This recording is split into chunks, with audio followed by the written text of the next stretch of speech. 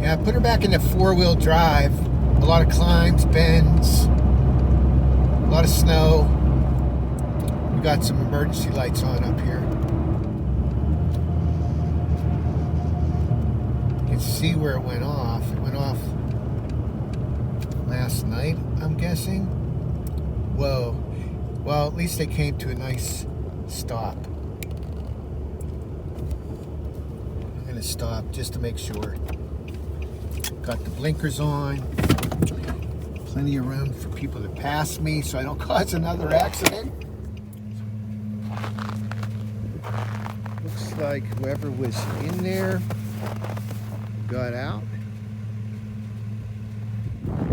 Let's see what happened. They started sliding. It's almost like a runaway truck ramp there. It slows you down, and it did not tip over. It might have. I bet you it's close to losing its center of gravity there. So yeah, four-wheel drive. That might not even have front-wheel drive. I'm guessing it does, but you just have to focus on the road here. Straightaways are actually notorious for people falling asleep at the wheel and wrecking.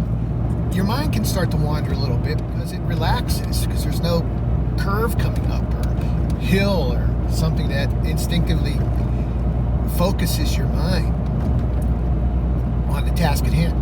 In Alaska, where we're going to, coming back from dip netting, catching fish with a net, which is really fun.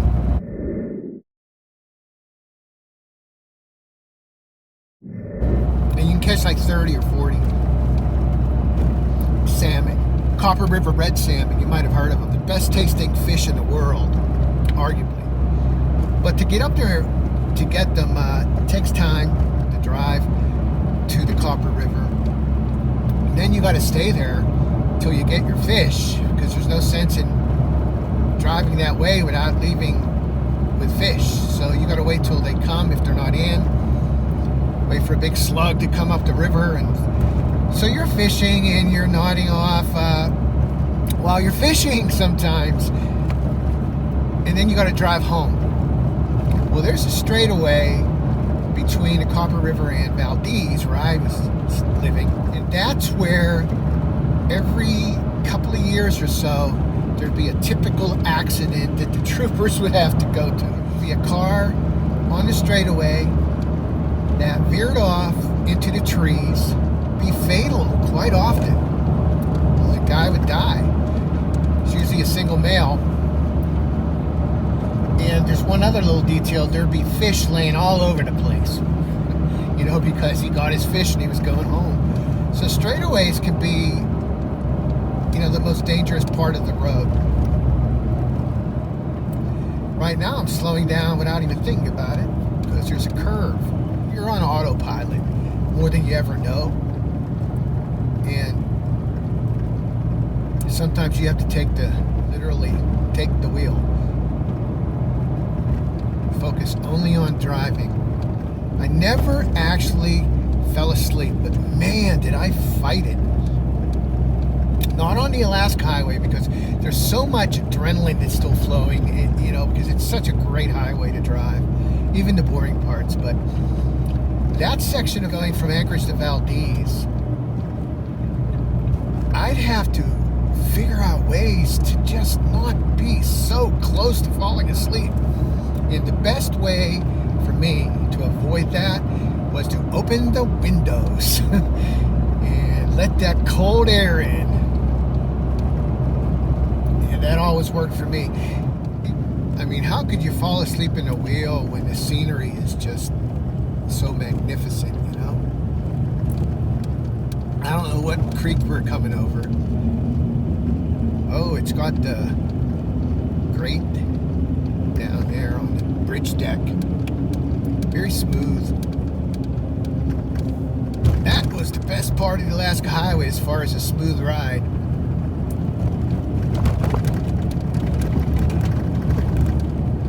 But you won't catch me complaining.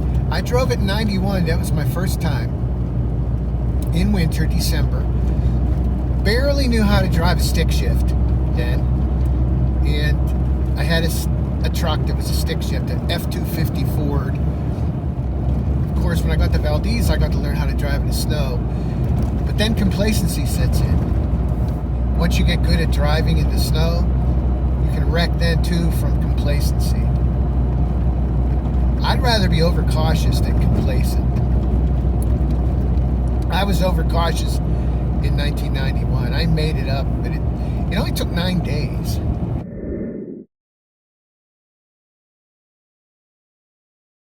I didn't drive at night too often, but I drove most of the day. Back then, I could do that.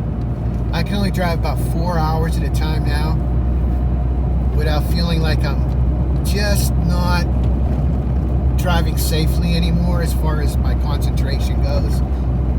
I need to rest or just, that's it, sleep. Sometimes a rest will do 10, 15 minutes, then I can go another 200 miles. But I can't do more than 6 hours anymore. I was doing 9 hours, I guess. And the roads were tougher to drive back then. Most of the Alaska Highway is almost like a freeway now, like this section here.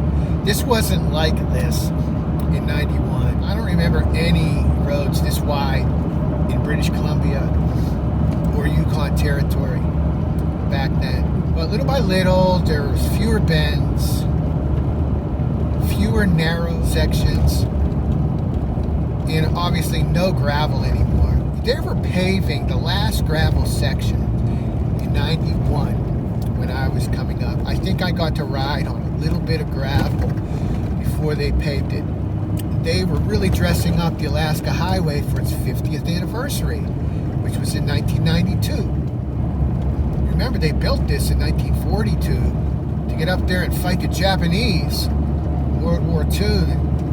It landed at Attu, which is the edge of the Aleutian Islands, which is part of Alaska.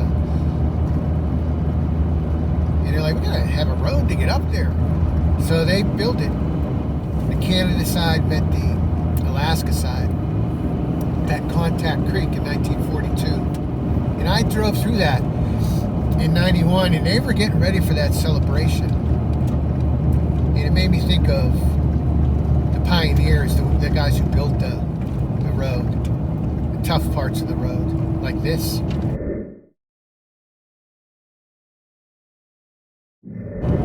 Comes a plow. They say you should never pass a plow on the right. I wonder why. Yeah. I waved to him. I waved to the plows. Good karma.